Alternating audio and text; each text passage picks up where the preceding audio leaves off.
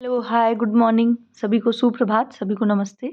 तो चलिए फटाफट से रोज़ की तरह फिर से आज मैं आप लोगों के लिए लेकर के आई हूँ रेयॉन से संबंधित जितने भी महत्वपूर्ण प्रश्न हैं, कुछ बिंदु हैं, पॉइंट्स हैं, उसको हम लोग आज फटाफट डिस्कस करेंगे। पिछली 4 क्लासेस बहुत अच्छी रही हैं और आप लोगों का रिस्पॉन्स भी बहुत अच्छा आया है। मुझे बता कर के भी बहुत अच्छा लग रहा है और ऐसे होता है ना कि मतलब अच्छा फ़ील होता ही है। जब आप कुछ-कुछ करेंगे मेहनत तो कुछ तो रिज़ल्ट आना ही चाहिए। और मैं लिटरली बताऊँ कि अपने मुँह से अपनी तारीफ़ नहीं कर रही हूँ, मैं मेहनत कर रही हूँ। ख़ैर आप लोगों को दिख ही रहा होगा। तो आप लोग चलिए अब आज हम लोग फटाफट दूसरा रेयॉन्स पे आते हैं। रेयॉन करेंगे, आज रेयॉन करेंगे, कल फिर नायलॉन करेंगे, ऐसे जितने भी लॉन और पॉलिस्टर वगैरह हैं अभी करते ही जाएँगे हम लोग। तो मैं देर नहीं करूँगी, फटाफट चलिए आप लोग अपना काम-वाम निपटाइए। आज है सैटरडे, वीकेंड पे ज़ोरदार पढ़ाई किया करिए। सैटरडे को इतनी पढ़ाई कर लिया करिए कि संडे को आराम से चिल किया करिए। चलिए आते हैं अब डेली की तरह हमारा एक सुबह का सुविचार है कि slowly is the best fastest way to get to where you want to be. Slowly, ये जो वर्ड आपको दिखाई दे रहा है कि स्लो, मैंने कल आपको बोला था शायद, मुझे जहाँ तक याद आ रहा है कि ये क्या है, ये जो स्लो वर्ड है ना, ये बहुत मायने रखता है। मैंने क्या कहा, आप 1 घंटे पढ़िए चाहे आधे घंटे पढ़िए।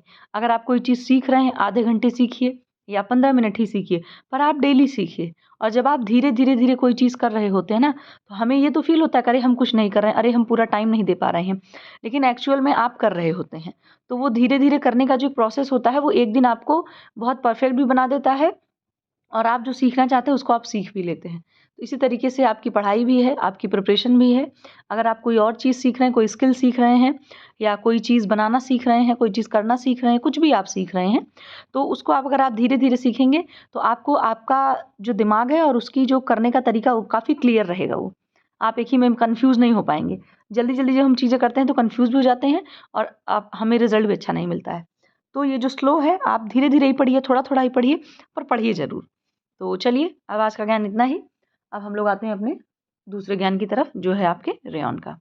तो देखिए सबसे पहले हम लोग जानेंगे कि रेयॉन शब्द का अर्थ क्या होता है। क्या अर्थ है? सूर्य की किरणों को परावर्तित करने वाला। इसका शाब्दिक अर्थ क्या है? एक सेकंड। हाँ, सूर्य की किरणों को परावर्तित करने वाला। इसके बाद जो रेयॉन है आपका वो मानव निर्मित पहला सेल्यूलोजिक फाइबर है। ये पहला रेशा है जिसको मानव ने सेल्यूलोज के हेल्प से इसको बनाया है। ठीक, इसके बाद 19वीं शताब्दी का चमत्कार भी इसको कहा जाता है। इसको आर्टिफिशियल सिल्क भी कहा जाता है, मतलब कि नकली रेशम कहते हैं इसको। इसके बाद फादर ऑफ रेयॉन कौन है? सॉरी, यहाँ पर रेयॉन की स्पेलिंग गलत हो गई। ये कैसे हो गया भाई? यहाँ पर आपका ये होगा, ठीक है। तो फादर ऑफ रेयॉन कौन है आपके? Count Hilaire de Chardonnet. ये आपको याद रखना है। आगे भी अभी हम लोग देखते हैं फटाफट। इसके बाद है आपका कि जो जॉर्ज एडमर्स थे, कौन थे? एडमर्स भाई साहब ने सेलुलोज नाइट्रेट बनाया। सेलुलोज नाइट्रेट इन्होंने कोई रेशा नहीं बनाया, इन्होंने एक प्रोडक्ट बनाया सेलुलोज नाइट्रेट, और इसी से जाकर के बाद में नाइट्रोसेलुलोज रेशा बनाया जाता है। तो इसलिए इसके बाद फिर क्या हुआ, 1884 में काउंट हिलेरी डी चार्डोनेट ने नाइट्रोसेलुलोज द्वारा प्रथम मानव निर्मित रेशा बनाया। जब इन्होंने सेलुलोज नाइट्रेट बना दिया तो काउंट हिलेरी डी चार्डोनेट ने 30 साल बाद इसी प्रोडक्ट से, जो सेलुलोज नाइट्रेट इन्होंने बनाया था जॉर्ज एडमर्स ने, इन्हीं के प्रोडक्ट से उन्होंने क्या किया, नाइट्रोसेलुलोज में थोड़ा सा विधि में परिवर्तन करके मानव रेशा बना दिया। कौन सा? रेयॉन का रेशा। इसके बाद अब क्या होता है, 1890 में क्या होता है, फ्रांस के जो एलिस देसापिसेस थे, इन्होंने कुप्रामोनियम विधि से रेयॉन का विकास किया और यह नाइट्रोसेलुलोज विधि से अधिक उत्तम रेशा बना। मतलब कि पहले तो इन्होंने किया, जो आपके काउंट हिलेरी थे, तो काउंट हिलेरी ने नाइट्रोसेलुलोज से बनाया। उसके बाद लेकिन ये विधि बहुत ज़्यादा सक्सेस नहीं हुई और थोड़ा सा कॉस्टली भी पड़ती थी। इसके बाद अब 1890 में जो एलिस देसापिसेस थे, इन्होंने क्या किया, कुप्रामोनियम विधि से रेयॉन बनाने का सोचा और रेयॉन इन्होंने बनाया भी, और ये नाइट्रोसेलुलोज से कहीं ज़्यादा सक्सेसफुल रहा और इसमें जो है ज़्यादा खर्चा भी नहीं आया, जो आपका ये कुप्रामोनियम विधि वाला था। ठीक है, तो अब आते हैं दूसरे पर।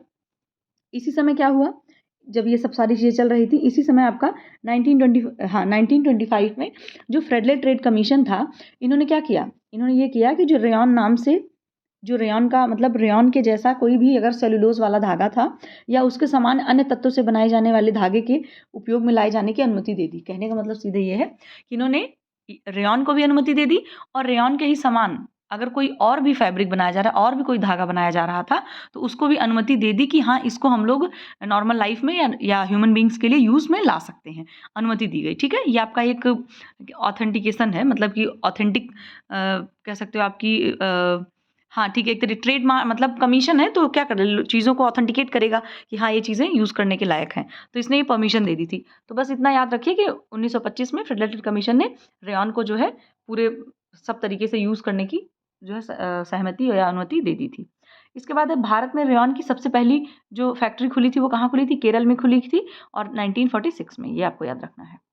फिर नेक्स्ट है आपका रेयॉन के प्रकार। अब हम लोग रेयॉन के प्रकार को आपको देखिए बहुत ध्यान से समझना है और बहुत पेशेंस के साथ समझना है, क्योंकि 3 तरह की विधियाँ और मैंने काफ़ी अच्छे से लिखा हुआ है। अगर आप घबराएंगे या आप जल्दीबाजी में रहेंगे तो आप नहीं समझ पाएंगे, क्योंकि थोड़ा सा इसमें कुछ याद करने वाली चीज़ें हैं। लेकिन अगर आप इत्मीनान से बैठ के शांत दिमाग से देखेंगे तो आपको पक्का याद हो जाएगा। क्योंकि देखिए मैंने भी जब पढ़ा था 2-3 साल पहले तो मुझे भी नहीं याद होता था, लेकिन फिर जब मैंने एक-एक लाइन अच्छे से नोट्स बना करके लिखा और समझा दिमाग को शांत करके, तो मुझे तो भाई समझ में आ गया था। और सेम वही चीज़ आपको भी आज करनी है। तो देखिए रेयॉन के 2 प्रकार होते हैं, एक होता है आपका पुनर्निर्मित सेल्यूलोजिक रेयॉन और एक होता है आपका सेल्यूलोजिक एसीटेट रेयॉन। अभी हम लोग क्या पढ़ने जा रहे हैं? पुनर्निर्मित वाला, जो आपका मतलब कि रीजेनरेटेड सेल्यूलोज रेयॉन। ठीक है, तो अभी हम लोग पहला पढ़ेंगे और पहले के अंदर कितना है? 3 है आपके, नाइट्रोसेल्यूलोज, कुप्रामोनियम, विस्कस। अब सबसे पहले हम लोग पढ़ने जाएंगे नाइट्रोसेल्यूलोज विधि वाला। तो देखिए नाइट्रोसेल्यूलोज विधि क्या है आपकी? इस विधि में रेयॉन के निर्माण के लिए रुई के अवशिष्ट, मतलब कि जो कपास के अवशिष्ट होते हैं, रुई के अवशिष्ट पदार्थों से नाइट्रिक अम्ल व सल्फ्यूरिक अम्ल से उपचारित करके उन्हें नाइट्रोसेल्यूलोज में बदल दिया जाता है। कहने का मतलब सिर्फ इतना है कि रुई के अपशिष्ट लिए जाते हैं या रुई पदार्थ लिया जाता है। रुई आप जो जानते हैं वही कपास वाला, कपास का प्रोडक्ट लिया जाता है और उसको क्या किया जाता है? नाइट्रिक अम्ल और सल्फ्यूरिक अम्ल से उसको अभिक्रिया करा करके उसको नाइट्रोसेल्यूलोज में बदल दिया जाता है। फिर अब क्या होता है, जब अब ये नाइट्रोसेल्यूलोज बन गया, नाइट्रोसेल्यूलोज को क्या किया जाता है? ईथर अल्कोहल में मिला करके एक गाढ़ा घोल तैयार किया जाता है। और जब ये गाढ़ा घोल जो तैयार किया जाता है इसको हम लोग बोलते हैं कोलाइडल घोल। क्या बोलते हैं? कोलाइडल घोल। अब इस घोल को क्या करेंगे हम लोग? इस घोल को क्या करेंगे? सीधे गाढ़ा घोल तैयार हो गया है, जिस तरीके का आप कह सकते हो चावल का जो गोंद बनाते हैं या चावल का माड़ बनाते हैं, उसी तरीके का उस टाइप उतना गाढ़ा घोल तैयार हो जाता है। अब इस घोल को क्या करते हैं? स्पिनरेट के छिद्रों से निकाला जाता है और ईथर अल्कोहल उड़ जाता है और धागा प्राप्त हो जाता है। अब स्पिनरेट कौन सी वाला है पहले ये आप देख लीजिए। ये आपका स्पिनरेट है, एक तरीके की आप कह सकते हो, होता तो एक मतलब एक इंस्ट्रूमेंट है, आप कह सकते हो यंत्र है, लेकिन कैसा हो, जैसे आपके आटा छानने वाली छन्नी होती है, काइंड ऑफ। यहाँ तो इस तरीके से चित्र बना हुआ है, लेकिन ये काम उसका वही करता है। ये जो आपको कोन जैसा दिख रहा है, ये जो कोन जैसा दिख रहा है, इसमें ये जो घोल होते हैं वो भर दिया जाता है और ये बारीक बारीक देखिए रेशा इसी तरीके से, मतलब वो रेशे के फॉर्म में निकल आता है। तो पहले हम ये देख लेते हैं, इसी घोल को इसी से निकाला जाएगा। ये जो आपका स्पिन रेट है, हमेशा जहाँ जहाँ स्पिन रेट बोला जाएगा आपको ये चित्र याद रखना है। तो स्पिनरेट के छिद्रों से इसको निकाला जाता है और जो हम लोगों ने इसमें ईथर अल्कोहल मिलाया था घोल में, ईथर अल्कोहल क्या होता है? वो वेपराइज होकर के उड़ जाता है और धागा जो होता है वो अच्छे से हमें प्राप्त हो जाता है। अब आपकी जो स्पिनरेट की धात्विक टोपी होती है, टोपी का मतलब ये जो यहाँ पर बनी हुई है, ये जो आपको टोपी दिख रही है ऐसे वाली, ये जो टोपी होती है ये किस चीज़ की बनी होती है? प्लेटिनम रहोडियम की बनी होती है। ये याद रखना है, एग्जाम में ये पूछा गया क्वेश्चन है कि जो स्पिनरेट होता है उसकी टोपी किस धातु की बनी होती है? तो प्लेटिनम रहोडियम आपको याद रखना है। इसके बाद क्या किया जाता है, जो इसमें धागे में भाई कुछ नाइट्रोजन वाले तत्व तो हैं ही इसमें, तो इसमें क्या करते हैं, जो नाइट्रेट तत्वों को हटाने के लिए हाइड्रोजन सल्फाइड की क्रिया द्वारा इसको हटा दिया जाता है। हाइड्रोजन सल्फाइड के द्वारा इसको हटा दिया जाता है और जो रेशा होता है बिल्कुल शुद्ध, एकदम शुद्ध सेल्यूलोजिक रेशा हमें प्राप्त होता है। अब यहाँ आपको मैं शॉर्टकट में बिल्कुल दिखा देती हूँ। ये हो गया, ये देखिए यहाँ पे लिख रखा है मैंने। क्या करते हैं हम लोग? कपास की पट्टियाँ लेते हैं, उसको हम लोग क्या करते हैं? सल्फ्यूरिक अम्ल से और आपका क्या बोलते हैं, क्या था ये, बिल्कुल देखो, हाँ हाँ ठीक है, सॉरी, सल्फ्यूरिक अम्ल से आपके और नाइट्रिक अम्ल से इसमें उसको क्रिया कराते हैं। तो जब क्रिया कराने के बाद क्या बचता है, हमें क्या मिलता है? हमें क्या हो गया है मुझे, नाइट्रोसेल्यूलोज प्राप्त होता है। ठीक है, कपास के पट्टियों को आपने सल्फ्यूरिक अम्ल और नाइट्रिक अम्ल में भिगोया तो आपको नाइट्रोसेल्यूलोज प्राप्त हुआ। अब उस नाइट्रोसेल्यूलोज में आपने ईथर और अल्कोहल मिला दिया। इन दोनों को जब मिला दिया तो कैसा घोल तैयार हो गया? कोलाइडल घोल तैयार हो गया, गाढ़ा कोलाइडल घोल। अब इस कोलाइडल घोल को हम लोग क्या करते हैं? स्पिरिट के छिद्रों से निकाल देते हैं और हमें रेयॉन प्राप्त हो जाता है। लेकिन जो रेयॉन में क्या बोलते हैं, जो रेयॉन में आपके ये ईथर और अल्कोहल होता है, ये क्या होता है, वेपराइज होकर के उड़ जाता है। और इसी रेयॉन को नाइट्रेट तत्वों को हटाने के लिए हाइड्रोजन सल्फाइड से उसकी क्रिया करा दी जाती है, जिससे बिल्कुल हमें प्योर सेल्यूलोजिक फाइबर प्राप्त हो जाता है। अभी चलिए, ये हमारा नाइट्रोसेल्यूलोज खत्म हो गया। ये आप इस आपको बस ना सिर्फ ये याद रखना है, सिर्फ ये याद रखिए, यही यही पूरा इतना बहुत अच्छे से समझ आ जाएगा। एक सेकंड। अभी नेक्स्ट हम आते हैं दूसरे की तरफ, विस्कस रेयॉन। तो विस्कस रेयॉन आपका ये विचार प्रोसेस लिखा है सॉरी, ये टाइपिंग कितनी मिस्टेक हो जाती है, क्या किया है मैंने आज। आज मेरी तबीयत थोड़ी कुछ ठीक नहीं लग रही, मुझे ऐसा लग रहा है मैंने कितनी मिस्टेक कर दी है। चलिए, विस्कस रेयॉन हम लोग पढ़ने जा रहे हैं। ये विधि क्या है आपकी, नाइट्रोसेल्यूलोज से कम खर्चीली विधि है, पहली चीज याद रखना है। कब इसका आविष्कार किया गया, 1892 में, यानी कि 1892 में वीबर, क्रॉस एंड पीडल ने विस्कस रेयॉन का निर्माण किया। ये हुआ क्या होता है, इससे जब ये वाली विधि बनाई गई तो इसमें उच्च श्रेणी का रेयॉन प्राप्त हुआ। इसके बाद है, भारत में विस्कस रेयॉन के लिए बांस का प्रयोग किया जाता है। बांस का मतलब बांस के अंदर जो उसका पल्प होता है, लुगदी जिसको बोलते हैं, उसका प्रयोग किया जाता है। अब आते हैं कि देखिए अब इसको कैसे बनाया जाता है, कि कपास तथा बांस की लुगदी पर कास्टिक सोडा या फिर सोडियम हाइड्रोक्साइड की क्रिया कराई जाती है। ठीक है, कपास ले लिया और बांस की लुगदी ले ली, दोनों को लेकर के उसको कास्टिक सोडा में क्रिया कराई, उससे फिर उनको क्या प्राप्त हुआ, क्षारीय सेल्यूलोज प्राप्त हुआ। अब जब उनको क्षारीय सेल्यूलोज प्राप्त हो गया तो इस क्षारीय सेल्यूलोज को ये लोग 3 से 4 दिन एक निश्चित तापमान पर रख देते हैं, ताकि वो बिल्कुल उसमें सड़ जाए, फर्मेंट हो जाए, अच्छे से उसी में घुल मिल जाए बिल्कुल। फिर क्या करते हैं, जब ये पूरा 3-4 दिन में अच्छे से घुल जाएगा, उसके बाद इसको क्या करते हैं, कार्बन डाइसल्फाइड में मिश्रित किया जाता है। वो जो घोल है उसको कार्बन डाइसल्फाइड में मिश्रित करेंगे, जिससे क्या तैयार होता है, आपका जेंथेट सेल्यूलोज तैयार हो जाता है। क्या तैयार हो जाता है, जेंथेट सेल्यूलोज। आप क्या करेंगे, जेंथेट सेल्यूलोज के बाद फिर से क्या, जब जेंथेट सेल्यूलोज प्राप्त हो जाएगा तो इसको दोबारा से क्या करेंगे, कास्टिक सोडा के हल्के घोल में घोल कर इसको गाढ़ा घोल बना देंगे। दोबारा से कास्टिक सोडा लेंगे, उसका हल्का घोल बनाएंगे और उसी घोल में फिर से डाल देंगे, जो आपका जेंथेट सेल्यूलोज वाला घोल है। तो जब ऐसे मिला देंगे तो एक गाढ़ा घोल तैयार हो जाएगा, जिसे हम लोग विस्कस रेयॉन कहते हैं। और फिर उसको क्या किया जाएगा, स्पिंडेट के छोटे छिद्रों से सल्फ्यूरिक अम्ल के घोल में निकाला जाता है, जिससे विस्कस रेयॉन प्राप्त हो जाता है।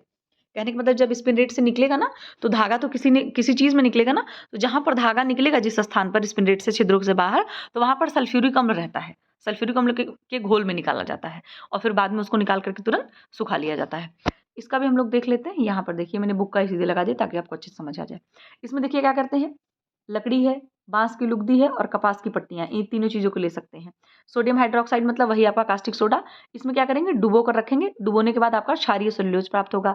अब क्षारीय सेल्यूलोज को क्या करेंगे, इसमें 3-4 दिन तक रखेंगे, नियंत्रित ताप होगा और दाब होगा, मतलब एक फिक्स टेम्परेचर और फोर्स के अंदर। ठीक, जब ये 3-4 दिन तक रखेंगे तो इसके बाद उसमें फिर क्या मिलाएंगे, कार्बन डाइसल्फाइड का घोल मिला देंगे और उसके बाद हमें क्या प्राप्त हो जाएगा, जेंथेट सेल्यूलोज, यहाँ पर एक्सथेंट लिखा हुआ है, तो ये जेंथेट सेल्यूलोज प्राप्त हो जाएगा।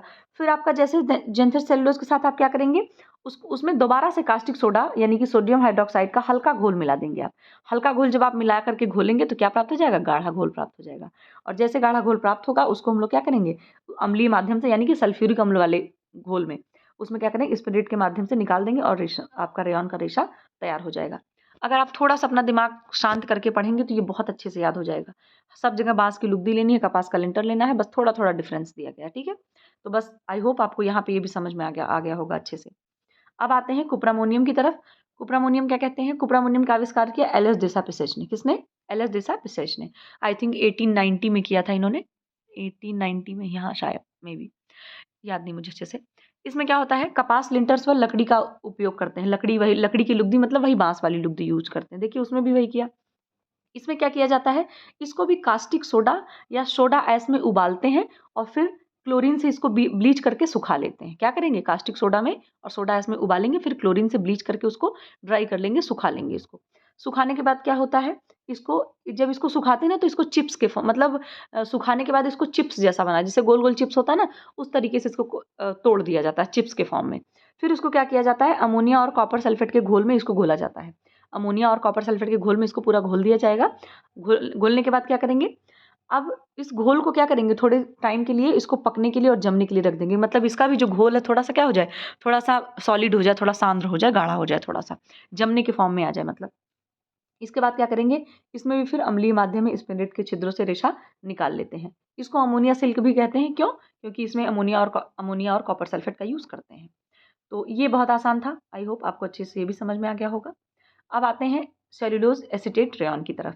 तो ये देखिए क्या है, ये वाला जो रेशा आपका, ये तीनों रेशों से भिन्न है। मतलब जो आपने नाइट्रोसेल्यूलोज, विस्कस, कोप्रामोनियम तीनों पढ़ा, उससे ये थोड़ा सा अलग है। क्योंकि क्या होता है कि ये पुनर्निर्मित रेशा नहीं माना जाता है, बल्कि ये क्या होता है, ये सेल्यूलोज एसिटिक अम्ल और सेल्यूलोज एसीटेट का सम्मिश्रण होता है। बात समझ गए, ये मिश्रण है, कोई अलग से इसको नहीं बनाया गया है। इसमें क्या होता है, लकड़ी की लुगदी व रुई की पट्टियों पर एसिटिक एनहाइड्राइड की प्रक्रिया कराई जाती है। इसमें भी लकड़ी है, रुई की पट्टियां हैं और इस पे एसिटिक एनहाइड्राइड की प्रक्रिया कराई जाती है, तो यह सेल्यूलोज एसीटेट में परिवर्तित हो जाता है और इस तरीके से आपको सेल्यूलोज एसीटेट रेयॉन प्राप्त हो जाता है। सॉरी, कहाँ इतनी जल्दी कहाँ प्राप्त हो जाएगा सेल्यूलोज एसीटेट में परिवर्तित किया जाएगा। इसके बाद फिर से इसको क्या किया जाएगा, धोया जाएगा और सुखाया जाएगा।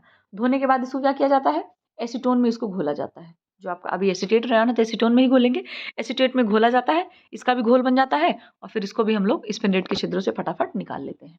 तो हमने पूरे रेयॉन के टाइप पढ़ लिए। एक बार अगर आप चाहो तो रिवाइज कर सकते हैं, देख लेते हैं थोड़ा सा, आप कंफ्यूज मत होइए, यहीं से देख लेते हैं। देखिए यहाँ से देखिए, ये क्या है, ये आपका नाइट्रोसेल्यूलोज विधि है। थोड़ा सा लिख देते हैं, ये आपका नाइट्रोसेल्यूलोज, ठीक है।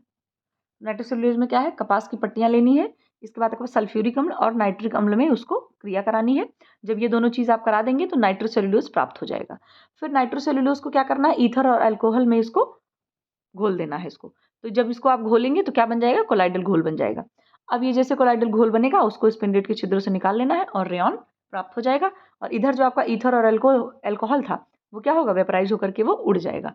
और इसमें जो नाइट्रेट तत्व हैं उनको हटाने के लिए हाइड्रोजन सल्फाइड की क्रिया करा दी जाती है, तो उससे आपका शुद्ध एकदम प्योर सेल्यूलोजिक फाइबर प्राप्त होता है आपका। अब हम एक थोड़ा सा विस्कस रेयॉन देख लेते हैं। तो विस्कस रेयॉन में देखिए क्या होता है, इसमें भी देखिए लकड़ी है, बांस की लुगदी है, कपास की पट्टियां हैं, सोडियम हाइड्रोक्साइड या कास्टिक सोडा में डुबो कर रखेंगे, क्षारीय सेल्यूलोज प्राप्त होगा। फिर क्षारीय सेल्यूलोज को 3 से 4 दिन तक रखेंगे और उसमें फिर क्या करेंगे, 3 से 4 दिन रखने के बाद जब वो थोड़ा अच्छे से फर्मेंट हो जाएगा तो उसमें कार्बन डाइसल्फाइड का घोल मिला देंगे। जब इसका घोल मिला देंगे तो ये क्या बन जाएगा, जेंथेट सेल्यूलोज बन जाएगा। फिर जेंथेट सेल्यूलोज को क्या करेंगे, कास्टिक सोडा का हल्का घोल उसमें मिलाएंगे और उससे फिर हमको गाढ़ा घोल तैयार मिलेगा। फिर उसी गाढ़े घोल को क्या करेंगे, स्पिनरेट के छिद्रों से निकालेंगे। किसमें निकालेंगे, सल्फ्यूरिक अम्ल वाले माध्यम में निकालेंगे। तो रेयॉन का रेशा टेंटन तैयार हो जाएगा आपका। फिर यहाँ पर भी कुप्रामोनियम भी देख लेते हैं। कुप्रामोनियम में भी क्या करेंगे, कपास का जो लिंटर होता है, कपास का लिंटर और लकड़ी की लुगदी का प्रयोग करते हैं। इसको कास्टिक सोडा और सोडा आयस में उबालते हैं, फिर क्लोरीन में इसको ब्लीच कर लेते हैं। ब्लीच करने के बाद फिर इसमें अमोनिया और कॉपर सल्फेट के घोल में इसको घोला जाता है। फिर इसको क्या किया जाता है, थोड़ी देर इसको जमने दिया जाता है, पकने दिया जाता है, फिर इसको अम्लीय माध्यम में स्पिरिट के छिद्रों से निकाल लिया जाता है। तो आई होप आपको अच्छे से समझ आ गया होगा। फटाफट नाइट्रोसेल्यूलोज में आपको सल्फ्यूरिक अम्ल और नाइट्रिक अम्ल याद रखना है। इसके बाद फिर आपको कुप्रामोनियम में भी आपने पढ़ा है कि इसमें भी आपका कास्टिक सोडा या फिर सोडा आयस याद रखना है और उसमें आपको सोडियम हाइड्रोक्साइड या कास्टिक सोडा आपका दोनों में है, विस्कस में भी है, कुप्रामोनियम में भी है। अब चलिए आते हैं दूसरे की तरफ और इसमें आपका जो है एसिटिक अम्ल और आपको एसिटिक एनहाइड्राइड याद रखना है, ठीक। अब आते हैं प्रिपरेशन ऑफ रेयॉन। ये मुझे हुआ क्या है आज, मैंने क्या किया है,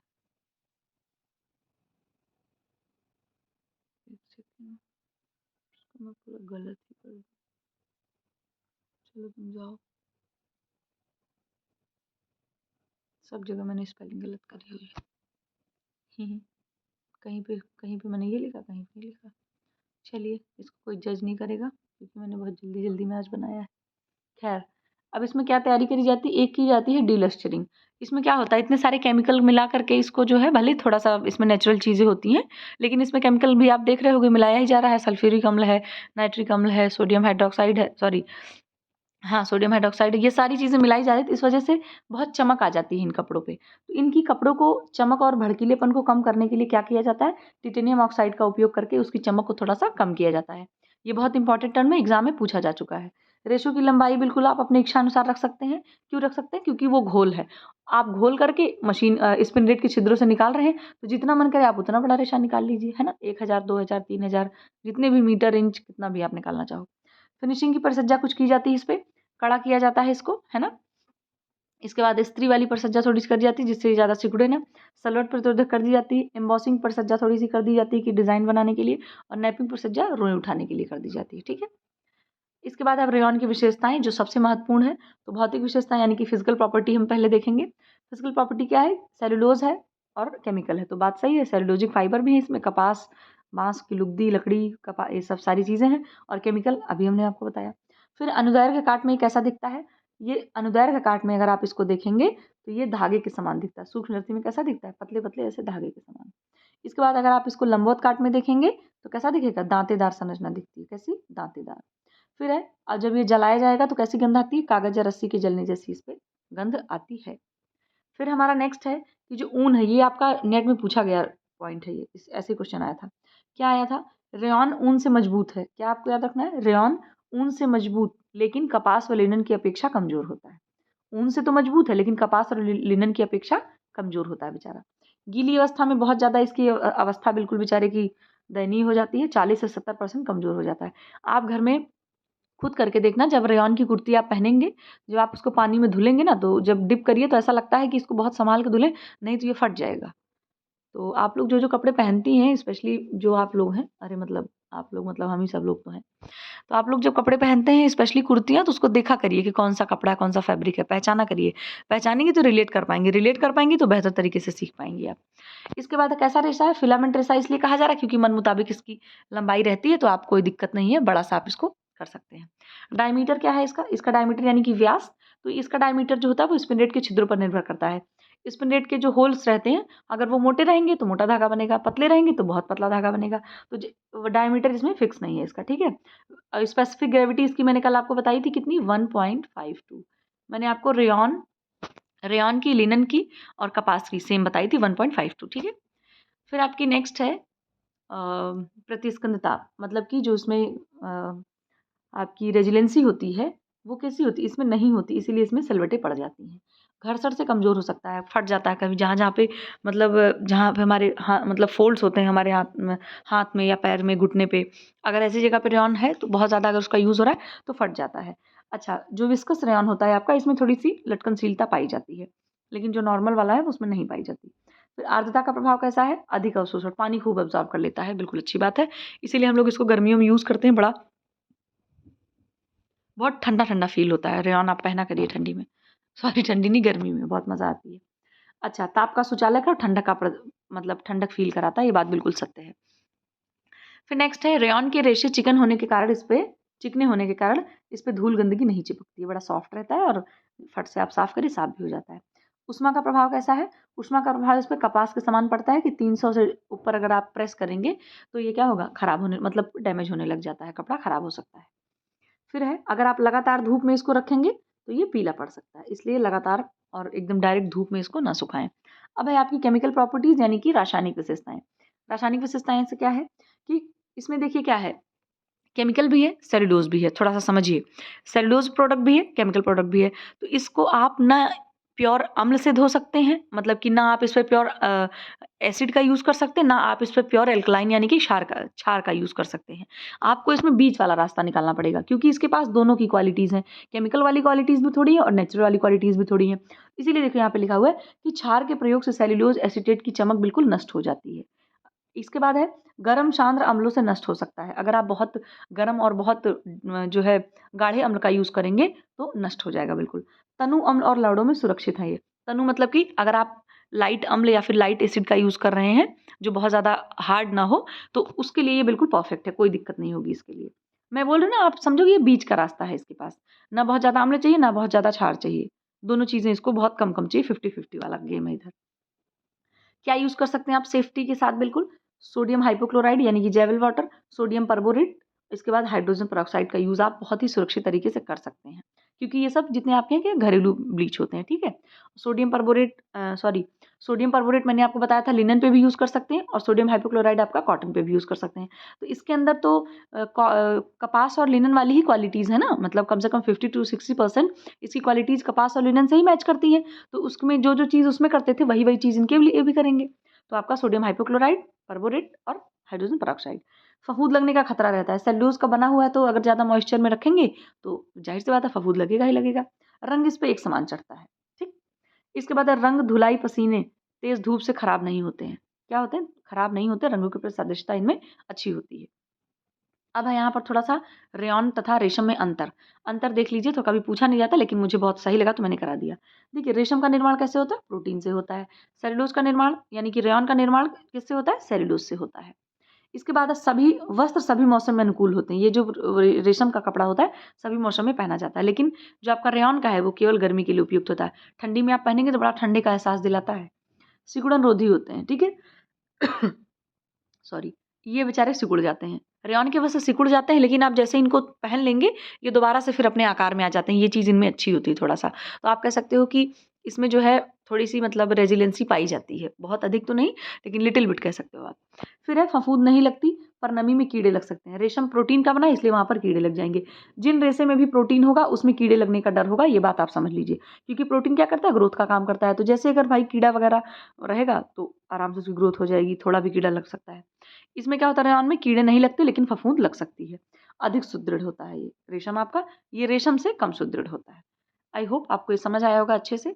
अब चलिए, अब हम थोड़े से क्वेश्चन कर लेते हैं। क्वेश्चन की बारी है, क्योंकि आजकल हम लोग क्वेश्चन कर ही रहे हैं डेली डेली।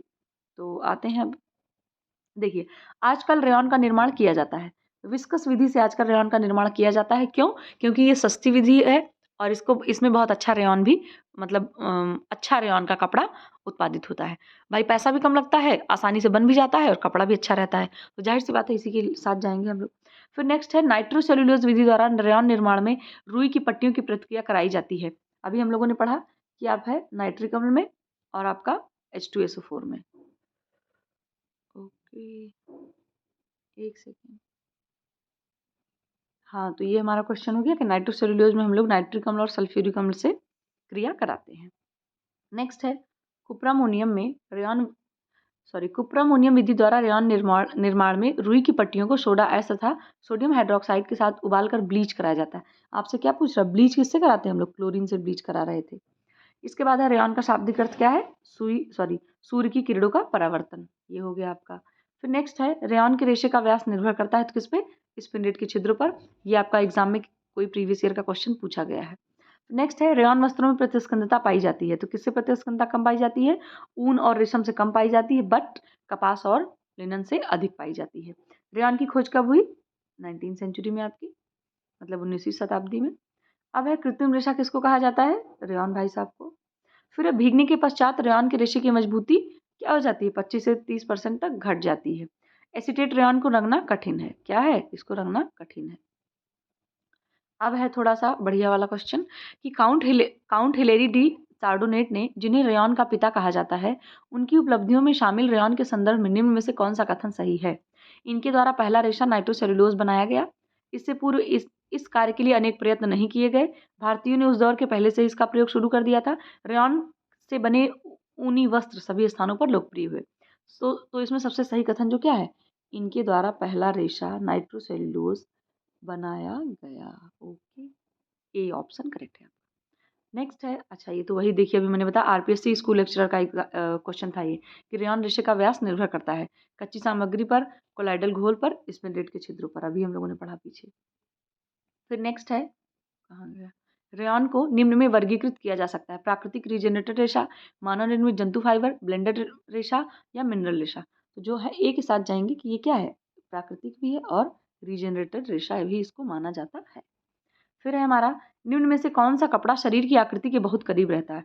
सूती, रेयॉन, ऑर्गेंजा, ऑर्गेंडी। ये देखिए 2015 में पूछा गया है उत्तराखंड असिस्टेंट प्रोफेसर का। तो जो रेयॉन होता है वो आपके शरीर की आकृति के बहुत करीब रहता है। इसके बाद है फिर इनमें से कौन सा पुनर्निर्मित रेशे का उदाहरण है? कुछ पूछना ही नहीं है, बी के साथ जाएंगे। डीएसएसबी का क्वेश्चन है, देखिए टीजीटी का। फिर नेक्स्ट है रेयॉन का इतिहास सर्वप्रथम किसने तैयार किया? काउंट हिलेरी डी चार्डोनेट ने, देसा पिसच ने, पीडल ने, डेक्रॉन ने। डेक्रॉन तो रेशा है, तो आपके जो काउंट हिलेरी थे इन्होंने ही सर्वप्रथम तैयार किया।